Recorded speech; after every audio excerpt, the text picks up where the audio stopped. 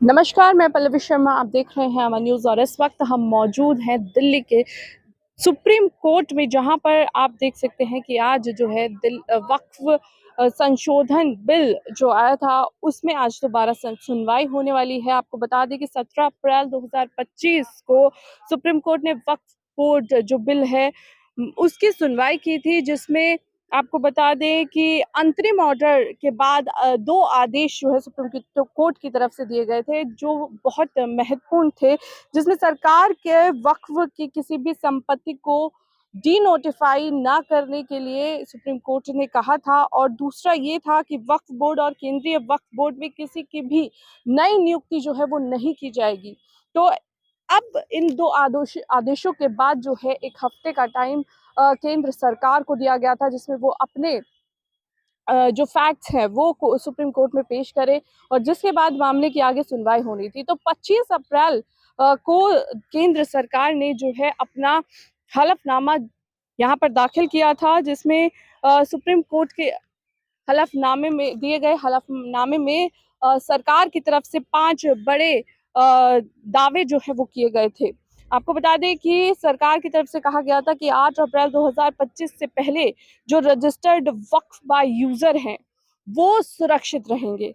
दूसरा, उन्होंने ये अपील की थी कि रजिस्ट्रेशन का जो प्रावधान है वो 1923 के मुसलमान वक्फ कानून से ही लागू होगा, यानी कि इसमें कोई बदलाव नहीं किया जाएगा। रजिस्ट्रेशन से ट्रांसपेरेंसी बढ़ेगी और संपत्तियों पर होने वाले जो विवाद हैं, जो लड़ाइयाँ हैं, जो झगड़े हैं, वो भी इससे कम होंगे। ये केंद्र सरकार की तरफ से सुप्रीम कोर्ट में दाखिल अपने हलफनामे में ये बात कही गई है।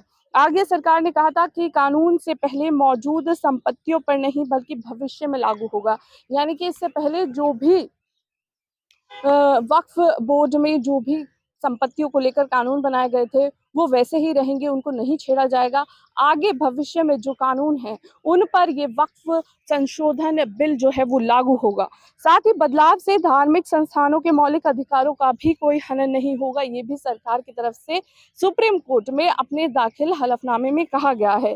सरकार ने एक और बड़ा दावा किया है कि 2013 के बाद जो है वक्फ संपत्ति में बढ़ोतरी हुई है। 118% का ये दावा किया गया है कि वक्फ बोर्ड में जो संपत्ति है 2013 के बाद वो बड़ी है। तो अब देखना होगा कि सरकार के इन दावों के बाद आज जो सुप्रीम कोर्ट में सुनवाई है उसमें सुप्रीम कोर्ट की तरफ से क्या आदेश जारी किया जाता है। आपको एक अहम बात और ये भी बता दें कि ऑल इंडिया जो मुस्लिम पर्सनल लॉ बोर्ड है उसने सरकार के इस हलफनामे को झूठा बता दिया गया है।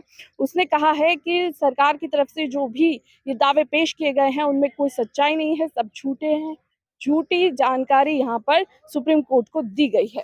अब देखना होगा कि आज सीजेआई संजीव खन्ना, जस्टिस संजय कुमार और जस्टिस केवी विश्वनाथन की अध्यक्षता में ये फिर से वक्फ संशोधन बिल की जो दलील है वो पेश होनी है।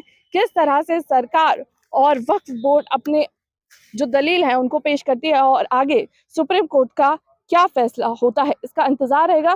थोड़ी देर में सुनवाई शुरू होने वाली है। और इस वक्त हमारे साथ मौजूद हैं कांग्रेस के सांसद भी हैं, और इस मामले में जो वक्फ संशोधन बिल है उस पूरे मामले में याचिकाकर्ता भी हमारे साथ मौजूद हैं। साथ ही हमारे साथ एक और याचिकाकर्ता एम ए बर्नी साहब भी मौजूद है। याचिकाकर्ता के तौर पर जिस तरह से इस बिल को देखते हैं और काफी सारे आपने जो सरकार की तरफ से तथ्य रखे गए हैं उनको झुटलाया भी जा रहा है। हमने अपना काउंटर दिया है और हमने बिंदुवार काउंटर दिया है और उसके अंदर विस्तृत चर्चा होगी। 15 तारीख डेट नियत हुई है, 15 तारीख के बाद विस्तृत चर्चा होगी। जी बताइए। देखिए, आज जो है चीफ जस्टिस साहब ने इसमें नई बेंच बनाने के लिए कहा है, तो 15 को नई बेंच बनेगी। और उसमें क्योंकि उन्होंने ये भी कहा है कि जो एफिडेविट सरकार ने दिया है हमने वो ठीक से पढ़ा नहीं है, क्योंकि वो रिटायर हो रहे हैं। उन्होंने कहा है तो नई बेंच इसको सुनेगी, जस्टिस गवई की अध्यक्षता में वो सुनेगी। और मोटे मोटे ऑब्जेक्शन जो हमारे भी हैं, जो हमने भी, क्योंकि एफिडेविट जो उन्होंने केंद्र ने फाइल किया, हमने भी उसका जवाब दाखिल किया। जैसे उसमें इन्होंने कहा है कि एनी मेंबर वक्फ बोर्ड जो गठित होता है उसमें एनी मेंबर कहा, पहले वह मुस्लिम था, तो अब एनी में तो कोई भी आ जाएगा। तो पहले वो मुस्लिम था, मुस्लिम एमएलए, मुस्लिम एमपी, मुस्लिम बार काउंसिल, मुस्लिम मुतवल्ली, तो ये था, तो इन्होंने वो ख़त्म करके एनी कर दिया। दूसरा जो नेशनल वक्फ काउंसिल है उसके अंदर 20 मुस्लिम एमएलए हुआ करते थे, 20 मुस्लिम मेंबर हुआ करते थे, अब 20 को हटा के इन्होंने 22 कर दिया। 10 मुस्लिम होंगे और 0 to 12 जो है वो एनी कोई भी होगा। तो ये वहाँ हमारी इन्होंने तादाद कम की। दूसरा, डीएम अगर सरकार किसी भी वक्फ प्रॉपर्टी को खड़े होकर के अगर ये कह दे ये गवर्नमेंट लैंड है तो वो गवर्नमेंट लैंड मानी जाएगी।